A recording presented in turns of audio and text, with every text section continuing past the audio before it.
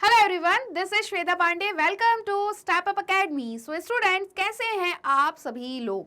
ठीक है, देखो सभी को पता है क्लास 11th का टॉपिक आज हम देखने वाले हैं, चैप्टर देखने वाले हैं और जो कि है पॉलिटिकल साइंस का। ठीक है, क्लास 11th के बच्चों को एक फ़ायदा है, पता है क्या फ़ायदा है कि ऐसे सारे चैप्टर्स ऐसे चैप्टर्स हैं जो कहीं ना कहीं आस पास देखने को मिलते हैं। पढ़ने में आप लोगों को बहुत ज़्यादा मज़ा आता होगा। तो क्लास 11 के पॉलिटिकल साइंस के स्टूडेंट्स को ज़्यादा फ़ायदा है कि आंसर्स लिखते टाइम अगर भूल भी गए लाइन तो उस टाइम पे ये याद रहेगा कि हाँ यार, ये वाला एग्जाम्पल मैंने सुना है, इस एग्जाम्पल को देख के तो मैं आंसर लिख ही सकता हूँ या लिख सकती हूँ। ठीक है, तो ये आ गए हैं आपका वेलकम करने के लिए। आप लोग भी आ जाइए स्टेप अप एकेडमी पे और हम स्टार्ट करने वाले हैं। क्या, आइए देखते हैं। आज के सेशन में हम डिस्कस करेंगे chapter number 7, that is local government. ठीक है, तो लोकल गवर्नमेंट सुन लिया है आपने और इसी के साथ आपके दिमाग में आने लगे होंगे रूरल एरियाज, विलेजेस, पंचायत, यही सब पढ़ेंगे, इसमें बिल्कुल पढ़ेंगे। लोकल गवर्नमेंट के बारे में क्यों पढ़ना है, क्या रीज़न है, क्यों ज़रूरी है लोकल गवर्नमेंट, एग्ज़ाम में क्या क्या आने वाला है, कौन से टॉपिक हैं, ये सब कुछ डिस्कस करेंगे। इसीलिए इसे कहते हैं वन शॉट वीडियो। ठीक है, तो आ जाइए, देर ना कीजिए, देर किस बात की, और स्टार्ट करते हैं। एक छोटा सा इंट्रोडक्शन यहाँ पे लेंगे और इंट्रोडक्शन हमें ये बता रहा है कि किसी भी डेमोक्रेसी में इलेक्टेड गवर्नमेंट का होना ज़रूरी नहीं है, सिर्फ सेंटर पे या फिर स्टेट लेवल पे। ऐसा कुछ ये यहाँ पे कह रहे हैं। यहाँ पे ये भी कह रहे हैं कि इलेक्टेड गवर्नमेंट का होना ज़रूरी है लोकल लेवल पर भी। ठीक है, और कारण क्या है लोकल लेवल पे गवर्नमेंट होने का, ये हम आगे देखेंगे। There should be an elected government to look after local affairs. और गवर्नमेंट क्या करेगी, वहीं के अफेयर्स को देखेगी। रीज़न तो ये है, बट इसे ब्रॉड सेंस में हम देखेंगे। इस चैप्टर में हम स्टडी करेंगे structure of local government. India में कैसा स्ट्रक्चर है लोकल गवर्नमेंट का, और क्या इंपॉर्टेंस है लोकल गवर्नमेंट की, और क्या क्या तरीके हैं उन्हें इंडिपेंडेंट पावर्स देने के लिए। ठीक है, क्लियर हुआ? हाँ, ठीक। अब देखो, इस चैप्टर को पढ़ने के बाद आप क्या क्या सीखने वाले हैं बच्चों, देख लो। तो आप लोगों को पता चल जाएगा क्या इंपॉर्टेंस है लोकल गवर्नमेंट बॉडीज के। उसके बाद दो प्रोविजन बनाए गए थे, 73rd और 74th अमेंडमेंट, तो ये भी क्लियर हो जाएंगे कि क्या है और कौन से प्रोविजंस हैं, क्या फंक्शंस और रिस्पॉन्सिबिलिटीज़ हैं लोकल गवर्नमेंट बॉडीज़ की, ये भी यहाँ पे क्लियर हो जाएगा। ठीक है, सबसे पहले तो क्वेश्चन यही आता है, व्हाई लोकल गवर्नमेंट्स, क्यों ज़रूरत है लोकल गवर्नमेंट्स की। तो यहाँ पे हमें दो स्टोरीज़ दी गई हैं, ये दो स्टोरीज़ पढ़ के समझ के हमें ये समझना है कि क्या ज़रूरत है लोकल गवर्नमेंट की। तो सबसे पहले तो स्टोरी है गीता राठौर जी की, जो जमुनिया तालाब ग्राम पंचायत से हैं, सीहोर डिस्ट्रिक्ट, मध्य प्रदेश। ठीक है, तो मध्य प्रदेश में सीहोर है, सीहोर में जमुनिया तालाब ग्राम पंचायत है और वहाँ की जो पंचायत में सरपंच हैं वो गीता राठौर हैं। ठीक है, यहाँ पे ये दिया गया है कि ये 1995 में इलेक्शन में जीत जाती हैं, सरपंच के इलेक्शन जीत जाती हैं रिजर्व्ड सीट से, मतलब कि इलेक्शंस में भी सीट्स रिजर्व्ड हैं बैकवर्ड क्लासेस के लिए, वुमेंस के लिए, तो वहाँ से ये सीट जीत जाती हैं। लेकिन इनके काम बहुत अच्छे रहते हैं, तो काम अच्छे होने के कारण ये 2005 में फिर से इलेक्ट होती हैं, बट नॉन रिजर्व्ड सीट से। और यहाँ पे इन्हें रिवॉर्ड जो मिलता है एक तरीके से ये कहें, और इसी के साथ ये फिर से इलेक्ट हो जाती हैं। ठीक है, क्लियर हुआ? अब इलेक्ट होने का कारण क्या है कि ये जो गीता राठौर जी हैं, ये हाउस वाइफ से एक लीडर की मतलब रोल में जो इन्होंने अपने आप को डिस्प्ले किया है, ये कैसे हुआ है। इनके पास कलेक्टिव एनर्जी जो थी पंचायत की, इन्होंने इसके लिए काफ़ी ज़्यादा काम किए, इस एनर्जी का यूज़ किया। कैसे?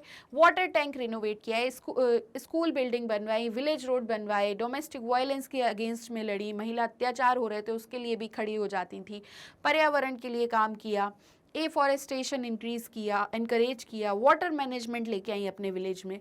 और इस तरीके से ये किस टाइम की बात है, पंचायती राज फरवरी। और फिर यहाँ पे इस तरीके से ये आते हैं। अब देखो, ये कुछ इस टाइप का दिया हुआ है कि 2004 की यहाँ पे कुछ बात यहाँ तक लेके आ रहे हैं। अब आगे अगर देखो तो एक अनदर स्टोरी भी है वुमेन अचीवर की, ये भी वुमेन अचीवर हैं, ये भी हैं सरपंच जी।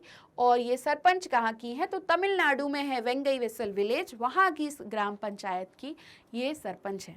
अब इनकी बात क्यों हो रही है, तो कारण ये है कि 1997 में तमिलनाडु गवर्नमेंट क्या करती है, इस गांव के आसपास की जो ज़मीन है यहाँ की 2 हेक्टेयर्स लैंड दे देती है 71 गवर्नमेंट एम्प्लॉयज़ को। पीस ऑफ लैंड किसके अंडर में आती थी, ये जो ग्राम पंचायत है जहाँ की ये महिला सरपंच हैं उनकी साइड में आती थी। इनको इंस्ट्रक्शंस मिलते हैं कि इन्हें हायर अथॉरिटीज़ देती हैं, district collectorate of Kanchipuram direct करते हैं यहाँ की ग्राम पंचायत की सरपंच और को, जो कि प्रेसिडेंट हैं, कि आप एक रिजोल्यूशन लेके आइए कि ये जो लैंड है ये कुछ पहले से पर्पस डिसाइडेड था, उसके लिए हमें ये लैंड चाहिए है, तो आप इसमें हमारी सहायता कीजिए। प्रेसिडेंट और ग्राम पंचायत के लोग मना कर देते हैं कि ये लैंड हम बिल्कुल आपको नहीं देने वाले हैं, और जो कि कलेक्टर ने ऑर्डर इशू किया है इसे हम बिल्कुल नहीं मानने वाले हैं। तो ग्राम पंचायत में क्या होता है, ग्राम पंचायत यहाँ पे बात करते हैं, फिर उसके बाद रिट पिटीशन लगाते हैं मद्रास हाई कोर्ट में कलेक्टर्स के एक्शन के अगेंस्ट में। बट यहाँ पे जो सिंगल जज बेंच होती है हाई कोर्ट की, ये कलेक्टर के फेवर में आदेश दे देती है और ये यहाँ पे रूल करते हैं कि एक मतलब ये कहते हैं कि कोई नीड नहीं है प्रेसिडेंट या पंचायत के कंसेंट की, अगर आपको ये लैंड चाहिए है। अब ये वेंगई वेसल के आसपास की लैंड है और ये कह रहे हैं कि प्रेसिडेंट से पूछने की कोई आवश्यकता नहीं है, ग्राम पंचायत से ना पूछें। पंचायत इस चीज़ को अपील करती है डिवीजन बेंच में अगेंस्ट दी सिंगल जज ऑर्डर, और इनके ऑर्डर में डिवीजन बेंच क्या करते हैं, रिवर्स कर देते हैं सिंगल जज का ऑर्डर, और जज कहते हैं कि अगर आप ऐसा करते हैं, अगर आप पंचायत से पूछेंगे ही नहीं और यहाँ की लैंड एक्वायर करना चाहते हैं, तो विदाउट कंसेंट अगर ऐसा करते हैं तो ये इन्फ्रिंजमेंट ऑफ पावर्स है पंचायत की। इसी के साथ साथ जो पंचायत को कॉन्स्टिट्यूशनल स्टेटस दिया गया है कहीं ना कहीं तक, इसका भी पूरी तरीके से वायलेशन है। ठीक है, ये बात है 2005 की। तो ये दोनों ही स्टोरी आइसोलेटेड इंसिडेंट्स नहीं है, मतलब इस तरीके की स्टोरीज हमें हर जगह देखने को मिलती हैं। और अगर हम इन अचीवर्स की बात करें तो ये रिप्रेजेंटेटिव थी उस टाइम पे जब कॉन्स्टिट्यूशनल स्टेटस दिया जा रहा था पंचायत को to local government institutions in 1993। Local government अब कौन से लेवल पे होती हैं, विलेज और डिस्ट्रिक्ट लेवल पे होती हैं। लोकल गवर्नमेंट सबसे कॉमन होती हैं लोगों के। देखो यहाँ पे 2 स्टोरी से ये तो समझ में आया होगा कि अगर गीता राठौर नहीं होती तो गांव में इतने अच्छे काम नहीं हो पाते। गीता राठौर होती लेकिन उन्हें पावर नहीं मिली होती तो भी वो काम नहीं कर पाती। सेम केस अदर पंचायत का भी है। ठीक है, तो यहाँ पे ये देखने को मिल रहा है कि जिस टाइम पे अगर उनकी ज़मीन एक्वायर करने के लिए लोग आए, या गीता राठौर जी के टाइम पे वुमेन एट्रोसिटीज़ हो रही थी, तो लोगों तक सबसे पहले कौन पहुंच पा रहे थे, तो लोकल गवर्नमेंट ही पहुंच पा रही थी। इसलिए कहते हैं कि जो लोकल गवर्नमेंट है वो क्लोजेस्ट होती है to the common people. Local government ऐसी गवर्नमेंट है जो डे टू डे लाइफ को और प्रॉब्लम्स को, ऑर्डिनरी सिटीजन्स की जो ऑर्डिनरी प्रॉब्लम्स हैं उन्हें इन्वॉल्व करती है। लोकल गवर्नमेंट का मानना ऐसा है कि अगर डेमोक्रेटिक डिसीजन मेकिंग ऐसा बेस्ट वे में चाहिए तो इसका एसेंशियल इंग्रेडिएंट है लोकल नॉलेज और लोकल इंटरेस्ट। ठीक है, they are also necessary for efficient and people friendly administration, और ये ज़रूरी है किस चीज़ के लिए, एफिशिएंट और पीपल फ्रेंडली रिलेशंस के लिए। ठीक है, क्लियर हुआ। अब देखो एडवांटेज जो है लोकल गवर्नमेंट का वो ये है कि ये सबसे पास है लोगों के, ये कन्वीनियंट होता है लोगों के लिए कि लोकल गवर्नमेंट तक पहुंच जाना और उनकी प्रॉब्लम्स बहुत जल्दी से सॉल्व हो जाए। अब मान लो जब डिस्ट्रिक्ट कलेक्टर ने ऑर्डर दिया था कि ये लैंड हमें चाहिए, अगर यहाँ पे सरपंच नहीं होते तो अगर क्या आप प्राइम मिनिस्टर या प्रेसिडेंट या चीफ मिनिस्टर के पास जाते तो इतनी जल्दी आपका केस सॉल्व नहीं हो पाता और शायद ये लैंड आपके हाथ से चली जाती, मतलब वहाँ की ग्राम पंचायत के लोगों के हाथ से। बट क्योंकि वहाँ पे सरपंच थी और वो एक अच्छा एक्शन लेती हैं, इसी वजह से ये लैंड इनके पास से नहीं गई। ठीक है, गीता राठौर की स्टोरी में जो हम वही चीज़ बात कर रहे हैं कि सिग्निफिकेंट चेंज ये लेके आ पाई क्योंकि एक प्रोएक्टिव रोल में थी as the sarpanch of the gram panchayat. Vengaivasal की अगर हम बात करें तो लैंड रिटेन क्यों कर पाए, क्योंकि यहाँ पे एफर्ट्स अच्छे थे। तो लोकल गवर्नमेंट बहुत इफेक्टिव होती हैं local interest of the people को प्रोटेक्ट करने में। डेमोक्रेसी का मतलब क्या है? डेमोक्रेसी का मतलब पीपल्स पार्टिसिपेशन और मीनिंगफुल पार्टिसिपेशन। ये अकाउंटेबिलिटी के बारे में भी है। तो मतलब कि होता है पीपल्स पार्टिसिपेशन विथ अकाउंटेबिलिटी, ठीक है। स्ट्रॉन्ग और vibrant local governments active participation भी इंश्योर करती हैं और पर्पसफुल अकाउंटेबिलिटी को भी इंश्योर करती हैं। गीता राठौर एक कमिटेड पार्टिसिपेंट रही हैं, पार्टिसिपेशन इनका रहा है। वेंगई वेसल विलेज में एक रिलेंटलेस एफर्ट्स देखने को मिले हैं ताकि जिस वजह से ये अपने राइट्स को सिक्योर कर पाए। तो ये कुछ इस तरीके के एग्जाम्पल हैं जो कि of a mission to ensure accountability के, ठीक है। ये it is at the level of local government की जो कॉमन सिटीजन्स हैं वो डिसीजन मेकिंग में इन्वॉल्व रहते हैं concerning their lives, there needs and above all their development. ये भी ज़रूरी है कि डेमोक्रेसी में in a democracy task which can be performed locally should be left in the hands of the local people and their representatives, ठीक है। तो एक तरीके से डेमोक्रेसी में जो इनके टास्क हैं वो लोकल पीपल के पास होने चाहिए और उसी के साथ साथ उनके रिप्रेजेंटेटिव्स के साथ। कॉमन पीपल और ज़्यादा फेमिलियर होते हैं लोकल गवर्नमेंट से जितना वो फेमिलियर स्टेट या नेशनल लेवल पे नहीं होते हैं, ठीक है। देखा होगा गांव के लोग होते हैं जल्दी से पहुंच जाते हैं सरपंच के पास, लेकिन वहीं अगर हम इन्हें कहें कि आपको सीएम से मिलना है, प्राइम मिनिस्टर से मिलना है, थोड़ा सा घबराएंगे, नहीं मिल पाएंगे उस तरीके से जितनी बेहतरीन तरीके से ये सरपंच से मिल सकते हैं। कारण ये है कि सरपंच कहाँ से, इन्हीं के गांव से ही है, ग्राम पंचायत से ही है। मोर कंसर्न होते हैं with what local government does और has failed to do as it has a direct bearing and impact on their day to day life. बहुत अच्छे से बता सकते हैं कि लोकल गवर्नमेंट ने क्या काम हमारे हित में किया है और क्या काम हमारे अनहित में किया है, मतलब कि हमारे फेवर में किया है या हमारे अगेंस्ट में किया है, ठीक है। तो लोकल गवर्नमेंट को स्ट्रेंथन करने से डेमोक्रेटिक प्रोसेस इस तरीके से स्ट्रेंथन हो सकती है या होती है, ठीक है। अब growth of local government in India पर हम आते हैं। सबसे पहले डिस्कस करेंगे कि कैसे लोकल गवर्नमेंट ग्रो हुई है इंडिया में और हमारे कॉन्स्टिट्यूशन ने क्या कहा है इसके बारे में। देखो, ऐसा माना जाता है कि जो सेल्फ गवर्निंग विलेज कम्युनिटीज़ हैं वो एग्जिस्ट करती हैं कहाँ पे, in India from the earliest times in the form of सभा या विलेज असेंबलीज। पुराने टाइम से ही ये सभा और विलेज असेंबलीज हमको सुनने में आता रहा है, ठीक है। फिर ये विलेज बॉडीज़ जो थी ये शेप ले लेती हैं पंचायत्स का, जिसका नाम रखा गया एन असेंबली ऑफ 5 पर्सन्स। और ये पंचायत क्या करती थी, रिजॉल्व करती थी इश्यूज़ को एट द विलेज लेवल। इनका रोल और फंक्शंस जो हैं वो टाइम टू टाइम चेंज होता गया है। मॉडर्न टाइम्स में इलेक्टेड गवर्नमेंट बॉडीज़ क्रिएट होती हैं कब, आफ्टर 1882। लॉर्ड रिपन थे जो कि वाइसरॉय थे इंडिया के उस टाइम पे, ये इनिशिएटिव लेते हैं इन बॉडीज़ को क्रिएट करने का। इन्हें लोकल बोर्ड्स भी कहा जाता है, देवर कॉल्ड दी लोकल बोर्ड्स। जो ये बॉडीज़ क्रिएट की गई उन्हें लोकल बोर्ड्स भी कहा जाता है। हाउएवर स्लो प्रोग्रेस की वजह से इंडियन नेशनल कांग्रेस अर्ज्ड करती है गवर्नमेंट को कि आप ऐसी स्टेप्स लें, नेसेसरी स्टेप्स लें ताकि लोकल बॉडीज़ क्या हो जाएं, मोर इफ़ेक्टिव हो जाएं या और अच्छे से वर्क करने लगें।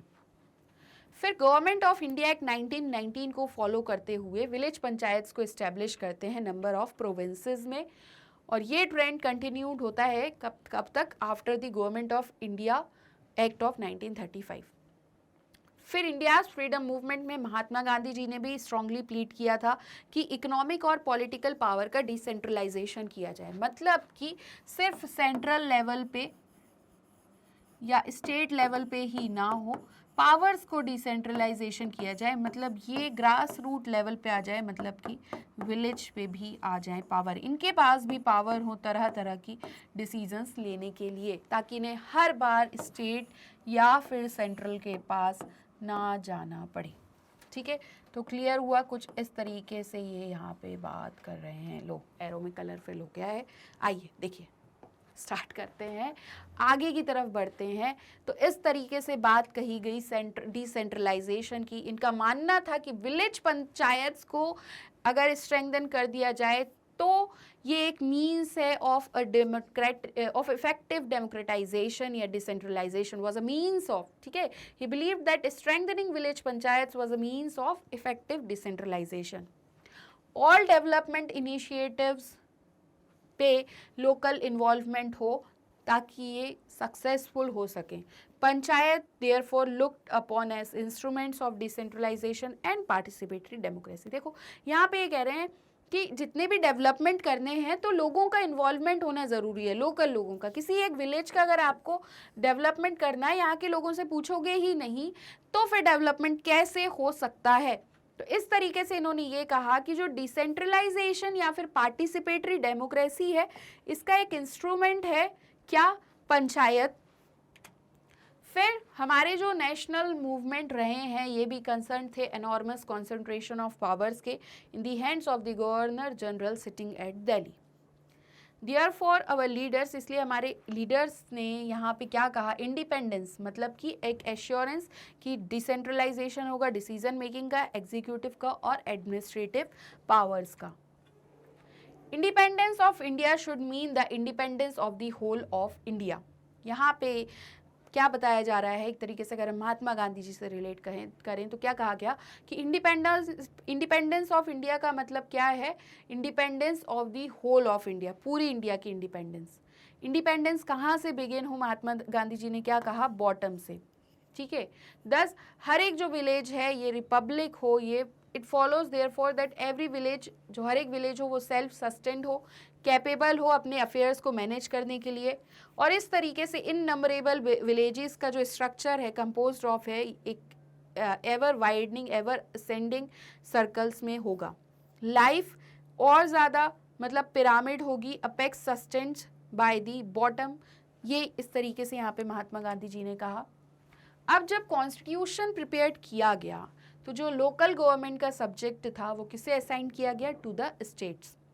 यहाँ पे ये भी मेंशन किया गया कि डायरेक्टिव प्रिंसिपल्स जो होंगे ये क्या होगा, as one of the policy directives to all governments in the country, कि यहाँ पे पॉलिसी डायरेक्टिव्स होगा कि जब भी गवर्नमेंट ऑफ इंडिया या स्टेट गवर्नमेंट्स कोई भी पॉलिसी बना रही हैं तो इन्हें डायरेक्टिव प्रिंसिपल्स में जो भी चीज़ें मेंशन है इन्हें ध्यान में रखना होगा या देखना होगा।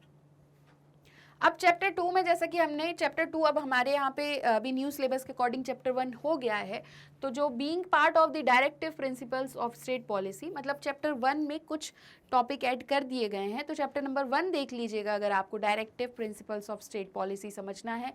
इससे रिलेटेड एक आपको अलग से टॉपिक है डीपीएसपी का, ये भी समझ सकते हैं आप, तो डीपीएसपी आपको क्लियर हो जाएंगे, ठीक है।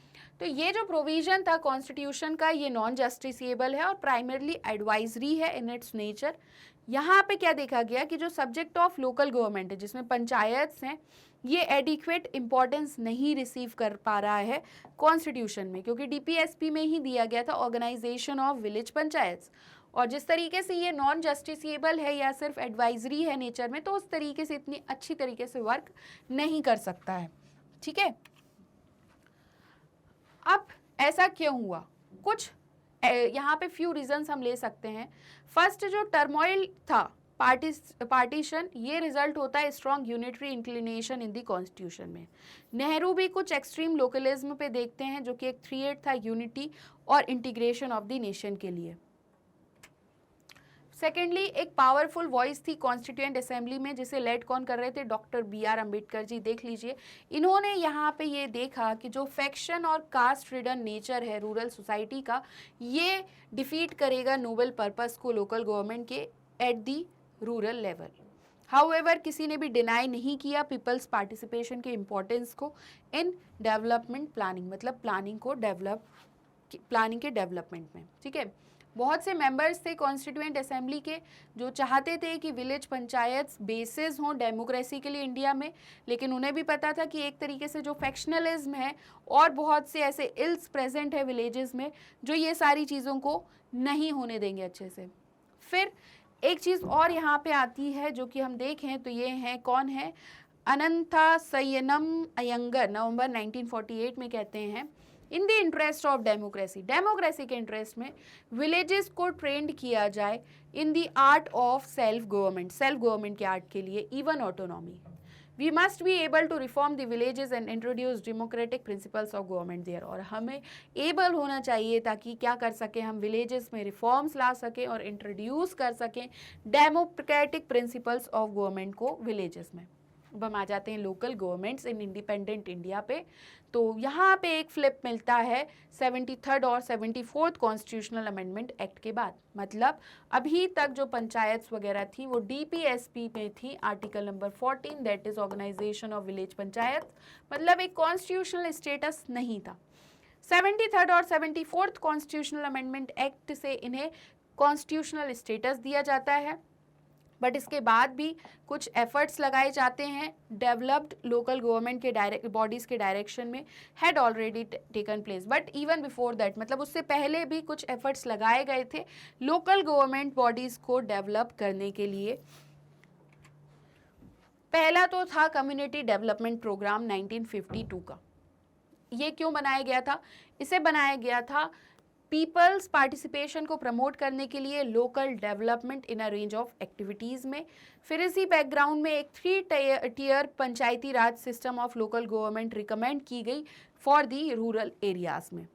ठीक है, अभी हाँ ठीक है, एक सेकेंड, ये देखिए जो कम्युनिटी डेवलपमेंट प्रोग्राम कब बने, 1952 में। इसका क्या था, पीपल्स पार्टिसिपेशन को प्रमोट करने के लिए। फिर इसी के बाद 3 टियर स्ट्रक्चर की बात की गई PRI में, मतलब पंचायती राज इंस्टीट्यूशंस में। कुछ स्टेट्स थे यहाँ पे जैसे कि गुजरात, महाराष्ट्र, इन्होंने system of elected local bodies adopt किया। कब, 1960 में।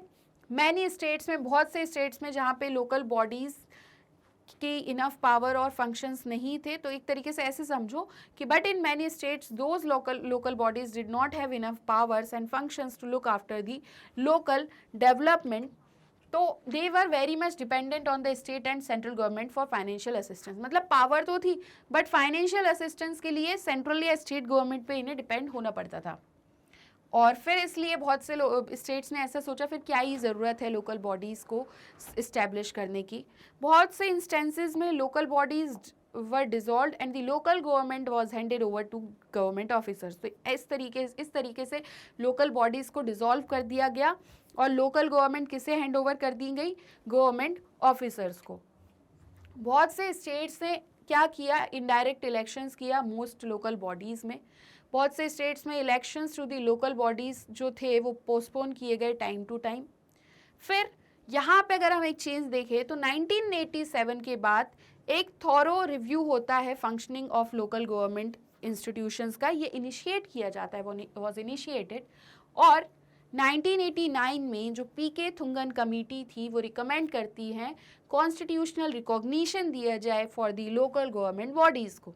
ठीक है, constitutional amendment to provide for periodic elections to local government institutions, और अमेंडमेंट कैसा हो जिसमें पीरियडिक इलेक्शंस हो गवर्नमेंट इंस्टीट्यूशंस के और एनलिस्टमेंट हो अप्रोप्रिएट फंक्शंस का, उनको फंड्स के साथ। ये एक तरीके से PK थुंगन कमेटी ने रिकमेंड किया। तो रिकमेंडेड और कब किया, तो 1989। देखो अब अगर इसी के साथ अगर हम देखें तो 73rd और 74th अमेंडमेंट्स में क्या होता है।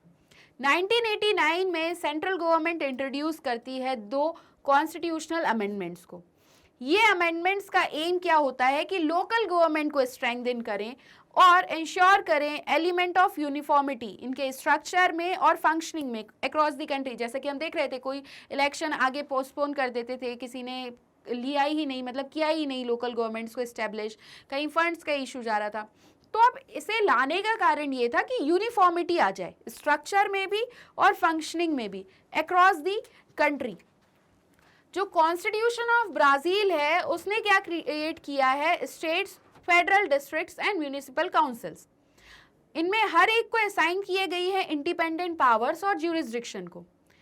रिपब्लिक की तरह ही इसमें इंटरफेयर नहीं हो सकता है, can not interfere in the affairs of the states except on the grounds provided by the constitution. मतलब कि कुछ एक्सेप्शन है, जो ग्राउंड्स यहाँ पे कॉन्स्टिट्यूशन ने प्रोवाइड किए हैं उस बेसिस पे इंटरफेरेंस हो सकता है।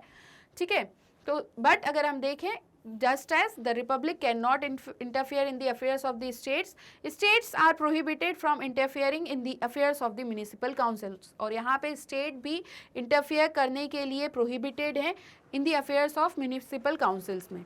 ये provision protect करता है powers of the local government को.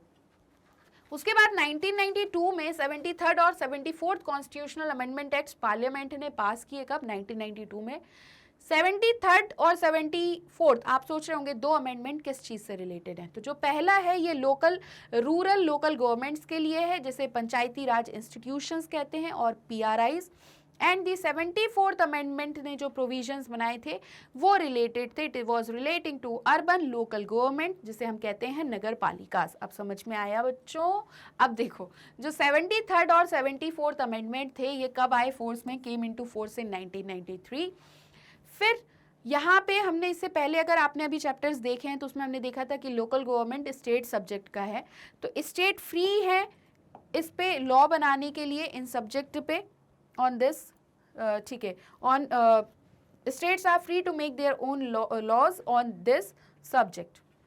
बट एक बार जैसे कि कॉन्स्टिट्यूशन में अमेंडमेंट आया तो स्टेट को अपने लॉ को भी चेंज करना पड़ा लोकल बॉडीज़ के लिए, ताकि कन्फर्मिटी लेके आ सके अमेंडमेंट के साथ. ठीक है, विद द अमेंडेड कॉन्स्टिट्यूशन. इन्हें 1 साल का टाइम दिया गया नेसेसरी चेंजेस लाने के लिए रिस्पेक्टिव स्टेट लॉज में in the light of these amendments. ठीक है, और अब डिस्कस करते हैं 73rd अमेंडमेंट क्या दिया गया था इसमें. तो क्या चेंजेस लेके आए 73rd अमेंडमेंट से इन दी पंचायती राज इंस्टीट्यूशंस. तो सबसे पहले तो बात की गई 3 टियर स्ट्रक्चर की. जितने भी स्टेट्स होंगे उनमें यूनिफॉर्म 3 टियर पंचायती राज स्ट्रक्चर होगा. बेस मतलब सबसे पहले क्या होगा? बेस पे ग्राम पंचायत होगी. ग्राम पंचायत में क्या होगा? ये विलेज या फिर ग्रुप ऑफ विलेजेस होंगे, इसे कवर करेगा. फिर इंटरमीडिएरी लेवल होगा जिसमें नाम रखा गया इसका मंडल, इसे ब्लॉक या तालुका भी कहते हैं. इन्हें मंडल या तालुका पंचायत कहा जाएगा. देखो, इंटरमीडिएरी लेवल मतलब ज़रूरी नहीं था कि सारे स्टेट्स कॉन्स्टिट्यूट करें, स्मॉलर स्टेट्स कॉन्स्टिट्यूट करें. ठीक है, उसके बाद अपेक्स सबसे ऊपर क्या थी? जिला पंचायत. इसमें एंटायर रूरल एरिया होगा ऑफ द डिस्ट्रिक्ट का. ठीक है, क्लियर हुआ? मतलब कि ग्राम पंचायत लेवल इतना, और फिर इंटरमीडिएरी लेवल ये स्मॉलर स्टेट्स के लिए ज़रूरी नहीं था. और फिर ये पूरा मान लो डिस्ट्रिक्ट है तो इसमें जितने भी विलेजेस हैं इसे कवर करेगा कौन? जिला पंचायत. ठीक है, फिर इस मतलब हर एक ज़िले के लिए क्या कर दिया? जिला पंचायत यहाँ पे बना दी गई. अब जो अमेंडमेंट बनाई गई यहाँ पे ये थे मैंडेटरी क्रिएशन ऑफ द ग्राम सभा के लिए. ग्राम सभा में कौन कौन होंगे? एडल्ट मेंबर्स जो रजिस्टर्ड होंगे वोटर्स इन दी पंचायत एरिया में. इनके रोल और फंक्शंस कौन डिसाइड करेगा? तो बाय स्टेट लेजिस्लेशन. अब नेक्स्ट क्या था प्रोविजन? इलेक्शंस का. तो 3 levels of Panchayati Raj institutions जो हैं इन्हें डायरेक्टली इलेक्ट कौन करते हैं? By the people. हर एक पंचायत बॉडी का टर्म होगा 5 ईयर्स का. अगर स्टेट गवर्नमेंट डिसॉल्व हो जाती है बिफोर दी पंचायत, तो before the end of its 5 year term if the state government dissolve करती, मतलब मान लो अगर स्टेट गवर्नमेंट ने डिसॉल्व कर दिया पंचायत को 5 साल होने से पहले, तो फ्रेश इलेक्शंस का होना बहुत ज़रूरी है with in 6 month of such dissolution. ठीक है, ये इंपॉर्टेंट प्रोविजन है जो इंश्योर करता है कि इलेक्टेड लोकल बॉडीज़ का होना सबसे ज़्यादा ज़रूरी है. इसलिए इन्होंने कहा कि 6 महीने के अंदर आप फिर से इलेक्शन कराइए. ऐसा बिल्कुल नहीं होगा कि डिसॉल्यूशन के बाद अब आपका जब मन हो तब इलेक्शन कराएं, ऐसा कुछ नहीं होने वाला है. ठीक है, 73rd अमेंडमेंट के पहले बहुत से स्टेट्स इनडायरेक्ट इलेक्शंस कराते थे डिस्ट्रिक्ट बॉडीज़ के, और कोई प्रोविजन नहीं था इमीडिएट इलेक्शंस का आफ्टर डिसॉल्यूशन. फिर रिजर्वेशंस पे हम आते हैं. तो 1/3 of the positions in all panchayat institutions reserve की गई हैं फॉर वुमेन के लिए. शेड्यूल कास्ट शेड्यूल ट्राइब्स को भी रिजर्वेशन प्रोवाइड किया गया है at the all the 3 levels at all the 3 levels. ठीक है, in proportion to their population, मतलब जहाँ पे जितनी पॉपुलेशन होगी उस प्रोपोर्शन के बेसिस पे रिजर्वेशन प्रोवाइड किया गया है SC और ST को एट ऑल द 3 लेवल्स. अगर स्टेट ऐसा ज़रूरी मानते हैं कि रिजर्वेशन अदर बैकवर्ड क्लासेस को देना है तो बिल्कुल प्रोवाइड कर सकते हैं. तो so it will be for OBCs. यहाँ पे इंपॉर्टेंट ये है कि reservation apply not merely to ordinary members in panchayat, but जो पोजीशंस हैं ऑफ चेयरपर्सन या फिर अध्यक्ष एट ऑल दी 3 लेवल्स, यहाँ पे भी रिजर्वेशन है, ठीक है। फर्दर जो रिजर्वेशन है 1/3 of the seats for women का, ये भी जनरल कैटेगरी मतलब is not merely in the general category of seats but also with in the seats जो कि रिजर्व्ड हैं SC, ST और बैकवर्ड कास्ट के लिए। मतलब जनरल कैटेगरी में भी 1/3 रिजर्वेशन वुमेन को है, और फिर जितनी भी बैकवर्ड क्लासेस हैं या SC और STs हैं, यहाँ पे भी रिजर्वेशन दिया गया है। इसका मतलब ये है कि सीट साइमल्टेनियसली रिजर्व की जाएगी, साथ साथ रिजर्व की जाएगी वुमेन कैंडिडेट के लिए, and one belonging to the scheduled caste और शेड्यूल्ड ट्राइब्स। 10 जो सरपंच है would have to be a Dalit women और एन आदिवासी वुमेन। तो यहाँ पे सरपंच कहाँ से हो सकते हैं? दलित वुमेन भी हो सकती हैं या फिर आदिवासी महिला भी हो सकती हैं। नेक्स्ट अगर हम प्रोविजन देखें ट्रांसफर ऑफ सब्जेक्ट्स का, तो 29 सब्जेक्ट्स हैं जो earlier state list of subjects में थे, ये आइडेंटिफाइड थे and listed in the 11th schedule of the constitution. ये सब्जेक्ट ट्रांसफर किए गए कहाँ पे? To the Panchayati Raj institutions में। मोस्टली लिंक्ड अप किस चीज से होंगे? अब आप बताइए लिस्ट में कौन से सब्जेक्ट होंगे? यही होंगे, डेवलपमेंट और welfare functions at the local level, ठीक है। एक्चुअल ट्रांसफर जो था इन सब्जेक्ट का, ये डिपेंड करता है किस पे? स्टेट लेजिस्लेशन पे। हर एक स्टेट डिसाइड करता है कैसे, how many of these 29 subjects would be transfer to the local bodies. जो प्रोविजन है 73rd अमेंडमेंट का, ये अप्लीकेबल नहीं था एरियाज जो कि इनहेबिटेड थे आदिवासी पॉपुलेशंस में इन मैनी स्टेट्स ऑफ इंडिया, तो ये वहाँ पे अप्लाई नहीं किया गया। 1996 में सेपरेट एक्ट बनाया गया जिसका नाम रखा गया था provisions of the panchayat system to these areas. एक तरीके से नेम अगर हम देखेंगे, और मतलब ये है कि पंचायत एक्सपेंशन जो किया गया, तो बहुत सी आदिवासी कम्युनिटीज़ के अपने ट्रेडिशनल टर्म्स रहे हैं कॉमन रिसोर्सेज को मैनेज करने के लिए, जैसे फॉरेस्ट है, स्मॉलर वाटर रिजर्वियर्स हैं। देयरफॉर जो न्यू एक्ट था ये प्रोटेक्ट करता है इन राइट कम्युनिटीज़ की राइट्स को, ताकि ये मैनेज कर सके अपने resources in ways acceptable to them. तो ठीक है, यहाँ तक अगर हमने देखो, यहाँ से समझ में आया हमने कहाँ से स्टार्ट किया? ट्रांसफर ऑफ सब्जेक्ट्स में जो हम बात कर रहे हैं, कहाँ गायब हो जाता है? एक सेकेंड, अभी ठीक है। हाँ, तो ये जो सब्जेक्ट्स हैं ये डिसाइड करने के लिए हमने ये देखा कि स्टेट लेजिस्लेशन पे डिपेंड हो रहे हैं एक तरीके से, और आगे अगर हम देखें तो किस तरीके से आदिवासी कम्युनिटीज़ की चीज़ों को, मतलब ये कहीं ना कहीं तक अफेक्ट ना हो, ये चीज़ बहुत ध्यान में रखी गई। इस चीज़ के लिए बहुत सी ज़्यादा पावर दी गई ग्राम सभा को इन एरियाज़ की, और इलेक्टेड विलेज पंचायत को क्या होगा, मतलब इन्हें अपना कंसेंट लेना पड़ेगा ग्राम सभा का इन मैनी रिस्पेक्ट्स। इस एक्ट के बिहाइंड का आइडिया क्या था कि जो लोकल ट्रेडिशंस हैं सेल्फ गवर्नमेंट के, ये प्रोटेक्ट रहें, while it should be protected while introducing modern elected bodies. ठीक है, तो क्लियर हुआ है यहाँ तक? This is only consistent with the spirit of diversity and decentralization, और ये कंसिस्टेंट है किससे? स्पिरिट ऑफ डाइवर्सिटी और डिसेंट्रलाइजेशन से। अब हम आते हैं स्टेट इलेक्शन कमिश्नर्स पे। तो स्टेट गवर्नमेंट रिक्वायर्ड है किस चीज़ के लिए? स्टेट इलेक्शन कमिश्नर के अपॉइंटमेंट के लिए। हु वुड बी रिस्पॉन्सिबल, जो कि रिस्पॉन्सिबल रहेंगे किस चीज़ के लिए? Conducting elections to the Panchayati Raj institutions. Earlier ये टास्क परफॉर्म किया गया किसके द्वारा? स्टेट एडमिनिस्ट्रेशन के द्वारा किया जाता था, जो कि कंट्रोल में रहते थे, under the control of state government. ठीक है, अब अगर इसके आगे हम देखें तो समझो, नेक्स्ट है स्टेट फाइनेंस कमीशन।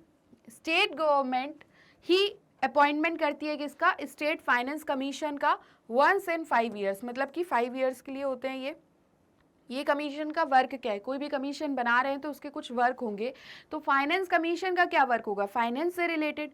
तो यहाँ पे वर्क यही है, examine the financial position of the local governments in the state. ठीक है, तो स्टेट फाइनेंस कमीशन भी एक प्रोविजन है। नेक्स्ट अगर हम देखें तो अब ये आता है, it would also review the distribution of revenues between the state and local governments. किस चीज़ का रिव्यू करेगा? ये जो डिस्ट्रीब्यूशन हो रहा है रेवेन्यूज़ का, किसके बीच में? स्टेट और लोकल गवर्नमेंट के बीच में, on the one hand, and between rural and urban local governments on the other. तो मतलब कि ये जो डिस्ट्रीब्यूशन ऑफ रेवेन्यूज़ है, एक तो स्टेट और लोकल गवर्नमेंट्स के बीच में, और दूसरा अर्बन और रूरल के बीच में ये रिव्यू करेगा। ठीक है, This innovation ensures that allocation of funds to the rural local governments will not be a political matter. और ये जो innovation है, ये जो लेके आए एक तरीके से स्टेट फाइनेंस कमीशन की हम बात कर रहे हैं, उसका कारण ये है कि किसी भी तरीके से पॉलिटिकल मैटर ना बने allocation of funds rural local governments के लिए। इस वजह से ये रिव्यू करवाते हैं यहाँ पे। और नेक्स्ट जब हम आ जाते हैं 74th अमेंडमेंट पे, तो 74th अमेंडमेंट किससे डील करता है? सबसे पहले तो इंपॉर्टेंट ये है, तो ये है अर्बन लोकल बॉडीज या फिर नगर पालिकास। ठीक है, नगर पालिका नहीं, नगर पालिकास। क्लियर हुआ? What is an urban area? अब अर्बन एरिया क्या होता है, तो यहाँ पे इसे आइडेंटिफाई करना बहुत इजी है। A big city like Mumbai और Kolkata, but it is not so easy to say this about some very small urban areas that are somewhere between a village and a town. मतलब अगर आप वैसे तो अर्बन एरिया में मुंबई या कोलकाता ले सकते हैं, बट कुछ स्मॉल अर्बन एरियाज की हम बात करें तो ये कैसे होंगे, जैसे कि विलेज और टाउन के बीच में।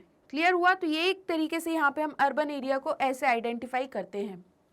जो सेंसस है इंडिया की, वो डिफाइन करता है अर्बन एरिया को इन कुछ मतलब फैक्टर्स पे या प्रोविजंस पे। मतलब जिस भी एरिया में ये तीनों चीज़ें कंप्लीट हो रही होंगी, फुलफिल हो रही होंगी, उसे अर्बन एरिया हम डिफाइन करते हैं या आइडेंटिफाई करते हैं। तो चलो ये बच्ची की तरह हम भी जल्दी से देखने चलते हैं कि अर्बन एरिया क्या होता है। आ जाओ। देखो, सबसे पहले तो उस एरिया की मिनिमम पॉपुलेशन कितनी होनी चाहिए? 5000। मतलब जहाँ पे 5000 लोग हैं तो आप कहेंगे मतलब ये अर्बन एरिया हो गया क्या? ऐसा कुछ भी नहीं है। इसका मतलब ये है कि ये तीनों कंडीशन का फुलफिल होना ज़रूरी है। तो सबसे पहली कंडीशन है मिनिमम पॉपुलेशन ऑफ 5000। मतलब मिनिमम 5000 पॉपुलेशन होना ज़रूरी है, उससे ज़्यादा चल सकती है। At least 75% of male working population engaged in non-agricultural occupations। और यहाँ पे ये कह रहे हैं कि एटलीस्ट जो मेल वर्किंग पॉपुलेशन है तो उसमें से 75% नॉन एग्रीकल्चरल ऑक्यूपेशंस में होना चाहिए। मतलब कि खेती किसानी ना कर रहे हो, 75% मेल जो होंगे वो कहाँ पे हो? नॉन एग्रीकल्चरल ऑक्यूपेशंस में हो। And a density of population of at least 400 persons per square kilometer। और जो density of population है वो कितनी होनी चाहिए? at least 400 persons per square kilometer। अब अगर आप density का मतलब समझना चाह रहे हो तो density का मतलब समझो। देखो, density अगर हम define करें तो ये इतना एरिया है, इतने एरिया में लगभग कितने लोग रह रहे हैं पर्टिकुलर एरिया में, ये हो गई यहाँ की डेंसिटी।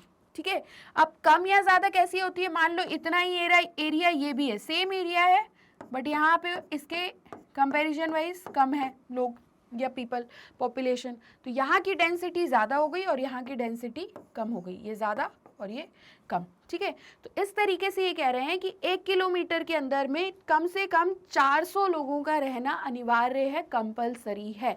ठीक है, तो क्लियर हुआ? अर्बन एरिया क्या कैसे आइडेंटिफाई करेगा? सबसे पहले याद रखो मिनिमम पॉपुलेशन कितनी होनी चाहिए? 5000। नेक्स्ट हमने ये देखा कि जो मेल वर्किंग है ना, वो नॉन एग्रीकल्चरल ऑक्यूपेशन में होने चाहिए कितने परसेंट? 75%। और इसी के साथ जो डेंसिटी होनी चाहिए पॉपुलेशन की वो कितनी होनी चाहिए? एटलीस्ट 400 पर्सन्स पर स्क्वायर किलोमीटर। क्लियर हुआ? एज पर दी 2011 सेंसस, जो अभी 2011 में सेंसस हुई है, उसके बाद अभी 2021 में जो होनी थी अभी तक हुई नहीं है। अगर हम 2011 की सेंसस की बात करें तो अबाउट 31% की जो मतलब जो 31% पॉपुलेशन है इंडिया की वो कहाँ पे रहती है? अर्बन एरियाज़ में। बहुत सी तरीके से जो 74th अमेंडमेंट है is a repetition of 73rd amendment except that it applies to urban area. Same है। देखो, रूरल और अर्बन को चलाना एक तरीके से, देखो यहाँ फाइनेंस कमीशन है, यहाँ भी ज़रूरी होगा, इलेक्शन कमीशन भी यहाँ पे काम करेगा। इसी तरीके से ये कह रहे हैं कि हर एक चीज़ यहाँ पे सेम है, इलेक्शन हो रहे हैं, बट एक्सेप्शन क्या है कि 74th अमेंडमेंट एक्ट जो है वो कहाँ पे अप्लाई होता है? अर्बन एरियाज़ में।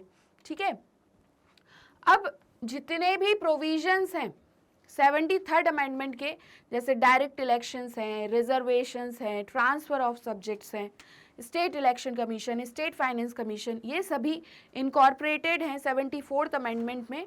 और ऑल्सो एंड दस अप्लाई टू नगर पालिकाज, और सेम इसी तरीके से ये नगर पालिकाज पे अप्लाई होते हैं, जैसे यहाँ हम पंचायत में देख रहे थे 3 लेवल पे, ठीक है। अब अगर हम बात करें 73rd और 74th अमेंडमेंट की, which is not the part जो अब हम डिस्कस करने वाले हैं ऑफ योर सिलेबस, तो बात ये है कि ये आर्टिकल्स भी हैं पंचायत और नगर पालिका से रिलेटेड, तो ये हमें डिस्कस नहीं करना है, बट इन्हीं आर्टिकल्स में ये सारे प्रोविजन दिए गए हैं, direct election, reservation, transfer of subject, state election commission, state finance commission, इस तरीके से 73rd और 74th अमेंडमेंट दोनों में ही आर्टिकल्स के साथ ये प्रोविजंस डिस्क्राइब किए गए हैं, ठीक है, तो इनका डिस्क्रिप्शन दिया गया है। नेक्स्ट देखो, कॉन्स्टिट्यूशन ने मैंडेट किया है, मतलब कंपल्शन है किस चीज़ का, the transfer of a list of functions from the state government to the urban local bodies. ये फंक्शंस कहाँ पे लिस्टेड हैं, 12th schedule of the constitution. Panchayat वाले हमने कहाँ देखे, 11th schedule of the constitution में। अब बात ये हुई कि एक तरीके से आपने कॉन्स्टिट्यूशनल अमेंडमेंट एक्ट लाके ये दोनों अमेंडमेंट कर दिए। 73rd में आपने रूरल बॉडीज़ के बारे में बता दिया, 74th में आपने अर्बन बॉडीज़ के बारे में बता दिया और प्रोविजंस बता दिए। अब इनके इम्प्लीमेंटेशन की बात आती है, तो यहाँ पे हम देखते हैं कि जितने भी स्टेट्स हैं उन्होंने पास किया है लेजिस्लेशन किस चीज़ के लिए, provisions of 73rd and 74th amendment के इम्प्लीमेंटेशन के लिए, ठीक है। During the 10 years since these amendments came into force, मतलब 10 साल तक की अगर हम बात करें जब से ये प्रोविज़न आए हैं, बहुत से स्टेट ने क्या किया है, have had at least 2 rounds of elections to the local bodies, at least इनके 2 राउंड्स ऑफ इलेक्शंस हो गए हैं लोकल बॉडीज़ में। जैसे अगर हम बात करें कहाँ कहाँ की, तो मध्य प्रदेश है, राजस्थान है, and a few others have in fact held 3 elections so far. यहाँ पे एटलीस्ट 3 इलेक्शंस हो चुके हैं। अभी आज के टाइम की अगर हम बात करें तो 600 जिला पंचायत हैं, 6,000 ब्लॉक या इंटरमीडिएरी पंचायत हैं, एंड 2,40,000 ग्राम पंचायत हैं इन रूरल इंडिया में, और and over 100 city corporations, 1400 town municipalities and over 2,000 नगर पंचायत हैं इन अर्बन इंडिया, ठीक है।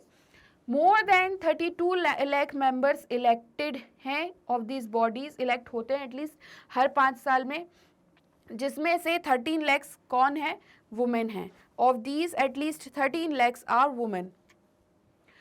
स्टेट असेंबलीज और पार्लियामेंट की अगर हम बात करें तो in the state assemblies and parliament put together we have less than 5,000 elected representatives, और इन दोनों को मिला के अगर हम देखें तो हमारे पास 5,000 से भी कम इलेक्टेड रिप्रेजेंटेटिव्स हैं। लोकल बॉडीज़ में नंबर ऑफ इलेक्टेड रिप्रेजेंटेटिव्स बहुत अच्छी तरीके से मतलब सिग्निफिकेंटली इंक्रीज हुआ है। 73rd और 74th अमेंडमेंट्स ने क्रिएट किए यूनिफॉर्मिटी स्ट्रक्चर ऑफ पंचायती राज और नगर पालिका इंस्टीट्यूशंस में अक्रॉस दी कंट्री, पूरी कंट्री में या इंडिया में, ठीक है। जो इन लोकल इंस्टीट्यूशंस का प्रेजेंटेशन है एक सिग्निफिकेंट अचीवमेंट है और एक अच्छा एटमॉस्फेयर और प्लेटफॉर्म क्रिएट करते हैं उन लोगों के लिए जो पार्टिसिपेट करना चाहते हैं गवर्नमेंट में, या बहुत अच्छे से पार्टिसिपेट कर सके सभी नागरिक गवर्नमेंट में। जो रिजर्वेशन का प्रोविज़न है वुमेन के लिए पंचायत में और नगर पालिकाज में, ये इंश्योर करते हैं किस चीज़ की प्रेजेंस, नंबर ऑफ वुमेन का इन लोकल बॉडीज़, ये भी एक तरीके से सिग्निफिकेंट है। जैसे कि ये रिजर्वेशन पोजीशन ऑफ सरपंच अध्यक्ष पे भी एप्लीकेबल है, तो large number of women elect होती हैं एज ए रिप्रेजेंटेटिव्स और ये पोजीशंस को ऑक्यूपाई करती हैं और इस तरीके से कुछ खड़े होके स्पीच फिर देती हैं, ठीक है, और वर्क भी करती हैं, जैसा कि हमने गीता राठौर जी को देखा था। एटलीस्ट 200 वुमेन अध्यक्ष हैं जिला पंचायत में, 2,000 वुमेन जो प्रेसिडेंट हैं ब्लॉक या तालुका पंचायत की, और मोर देन 80,000 वुमेन सरपंच हैं कहाँ पे, ग्राम पंचायत में, सो इन ग्राम पंचायत। वहीं अगर हम बात करें हमारे पास 30 वुमेन से ज़्यादा मेयर्स भी हैं कॉरपोरेशंस में, 500 वुमेन अध्यक्ष हैं टाउन म्यूनिसिपैलिटीज़ की, और नियरली 650 मतलब 650 नगर पंचायत हैं जिसे हेडेड, मतलब हेड कौन कर रहा है, हेडेड बाय वुमेन। वुमेन ने गेन की है ज़्यादा से ज़्यादा पावर और confidence by asserting control over resources पे कंट्रोल करके, और इनकी प्रेजेंस इन इंस्टीट्यूशंस में क्या किया है इनने, has given many women a greater understanding of the working of politics, मतलब बहुत सी महिलाओं को, वुमेन को एक समझदारी आई है कैसे वर्किंग करनी चाहिए पॉलिटिक्स की, और कुछ इस तरीके से ये लोग एक साथ मिलके वर्क करती हैं, ठीक है। बहुत से केसेस में ये देखा गया है कि they have brought a new perspective and a greater sensitivity to discussions at local bodies, और वुमेन कहीं कहीं पे अगर हम देखें तो were unable to assert their presence और were mere proxies for the male members of their family who sponsored their election. कहते हैं ना सरपंच पति, पंचायत में क्या कहते हैं कि प्रधान पति, है ना। इस तरीके से जो देख लेते हैं कि महिलाएं सरपंच है लेकिन एक्चुअल में उनका काम कौन कर रहे हैं या उन्हें भी डोमिनेट कौन कर रहे हैं, तो उनके पति ही कर रहे हैं। ऐसे इंस्टेंसेस अब कहीं ना कहीं बहुत कम है, सभी महिलाएं बहुत अच्छे से वर्क करती हैं। वहीं अगर हम बात करें रिजर्वेशंस की, शेड्यूल कास्ट और ट्राइब्स की, तो ये भी मैंडेटेड हैं बाय द कॉन्स्टिट्यूशनल अमेंडमेंट।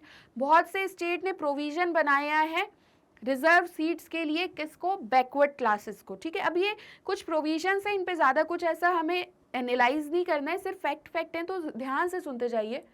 जैसे अगर हम इंडियन पॉपुलेशन की बात करें तो इसमें से 16.2% SC है, 8.2% ST है, और 6.6 लाख मेंबर्स जो हैं अर्बन एरिया और लोकल बॉडीज में, ये दो कम्युनिटी से आते हैं, ठीक है। इसने सिग्निफिकेंटली चेंज किया है, ऑल्टर्ड किया है social profile of local bodies को। अब ये मतलब ये जो बॉडीज हैं ये कम से कम इसमें ज़्यादा से ज़्यादा रिप्रेजेंटेटिव्स के कारण सोशल रियलिटी एक तरीके से आती है, of the social reality they operate with in. Sometimes ये टेंशंस का भी कारण बन जाता है, और जो डोमिनेंट सोशल ग्रुप्स हैं जो कंट्रोल करते हैं विलेज को, earlier do not wish to give up their power, वो अपनी पावर नहीं देना चाहते हैं, और इसकी वजह से एक स्ट्रगल होता है पावर के लिए। बट टेंशन और स्ट्रगल हमेशा खराब नहीं होती है। जब भी कुछ ऐसा अटेम्प्ट होता है, whenever there is an attempt to make democracy more meaningful, और मीनिंगफुल बनाना है अगर डेमोक्रेसी को, और पावर उन्हें देना है जो इसे इंजॉय नहीं कर पाए हैं पहले के टाइम में, तो there is bound to some conflict and tension in society. Constitutional amendments ने ऐसे 29 सब्जेक्ट असाइन किए हैं लोकल गवर्नमेंट्स को, टू द लोकल गवर्नमेंट्स। ये सारे सब्जेक्ट रिलेटेड हैं फंक्शंस से जो कि लिंक्ड है लोकल वेलफेयर और डेवलपमेंट नीड्स से, ठीक है। जो एक्सपीरियंस है with the functioning of local government, अगर हम पास्ट डिकेड में बात करें तो ये कहीं ना कहीं ये बताता है कि जो इंडिया में लोकल गवर्नमेंट है वो लिमिटेड ऑटोनॉमी इंजॉय करती हैं to perform the functions assign to them.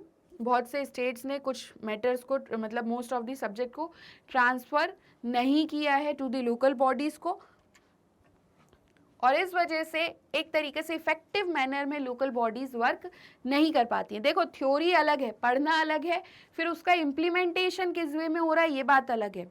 हमने तो कह दिया, अमेंडमेंट ने तो कह दिया कि जो स्टेट है वो कुछ सब्जेक्ट अब किसे ट्रांसफ़र कर दे, लोकल बॉडीज़ को, बट ज़रूरी नहीं है ना कि हर एक स्टेट सारे जो भी सब्जेक्ट्स हैं रिलेटेड टू लोकल बॉडीज़ वो ट्रांसफ़र कर दे, ठीक है।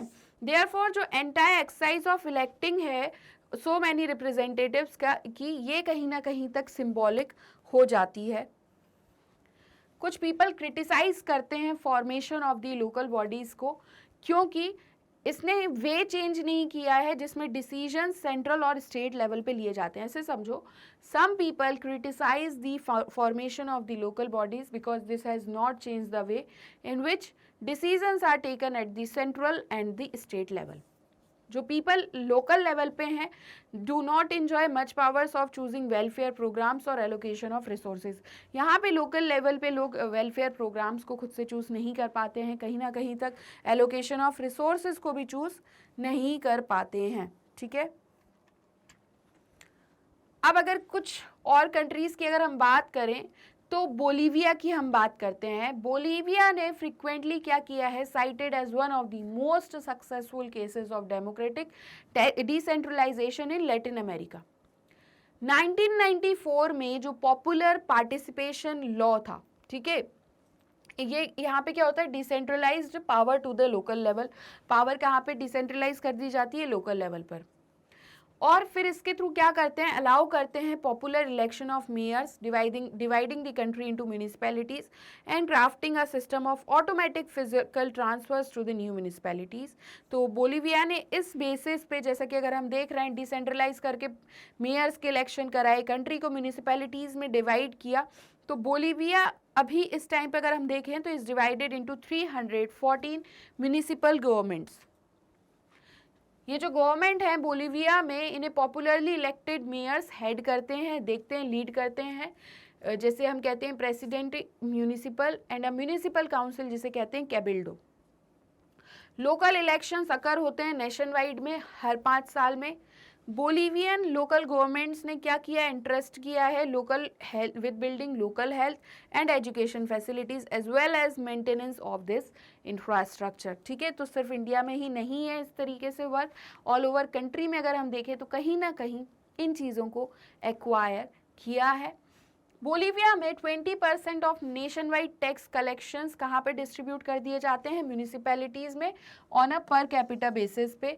वाइल ये म्यूनिसिपैलिटीज़ क्या करती हैं, मोटर व्हीकल्स पे भी टैक्स लगाती हैं, अर्बन प्रॉपर्टी पे, लार्ज एग्रीकल्चरल प्रॉपर्टीज़ पे, फिजिकल ट्रांसफर्स, ये प्रोवाइड करता है bulk of operating budget of these units. एक तरीके से जो टैक्स है वो भी डिस्ट्रीब्यूट कर दिया जा रहा है, ये भी टैक्स लिवाई कर रहे हैं। तो रिसोर्सेज के लिए इन्हें डिपेंड नहीं होना पड़ रहा है, इन्हें रिसोर्सेज काफ़ी अच्छे मिलते हैं। और जिस बेसिस पे, मतलब मेन हम रेवेन्यू रिसोर्सेज की ही बात कर रहे हैं, और इस बेसिस पे क्या कर पाते हैं, अच्छे से वर्क कर पाते हैं या कर सकते हैं।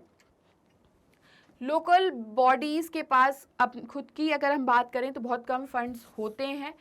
लोकल बॉडीज़ का जब डिपेंडेंस स्टेट या सेंट्रल गवर्नमेंट पे होता है फाइनेंशियल सपोर्ट के लिए, ये कहीं ना कहीं तक ग्रेटली इरोड करता है उनकी कैपेसिटी, ताकि वो ऑपरेट कर सके इफेक्टिवली। मान लो अब गांव में सरपंच ने सोचा कि कुछ अच्छी योजना मैं लेके आता हूँ या लेके आती हूँ, बट अगर स्टेट की तरफ से फंड्स का एलोकेशन उतना नहीं हो पाया तो कहीं ना कहीं तक ये इफेक्टिवली ऑपरेट नहीं कर पाते हैं।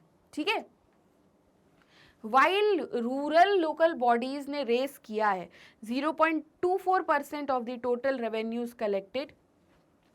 इन्होंने यहाँ पे अगर हम देखें they account for 4% of the total expenditure made by government, so they earn much less than they spend. मतलब खर्चा ज़्यादा है, जितना अर्न नहीं कर पाते हैं उससे ज़्यादा खर्च कर लेते हैं, स्पेंड करते हैं। तो ये खर्चा और जो अर्न करने वाला डिफरेंस है, एक तरीके से ये भी कहीं ना कहीं तक ऑपरेट नहीं कर पाते हैं इसके कारण से इफेक्टिवली।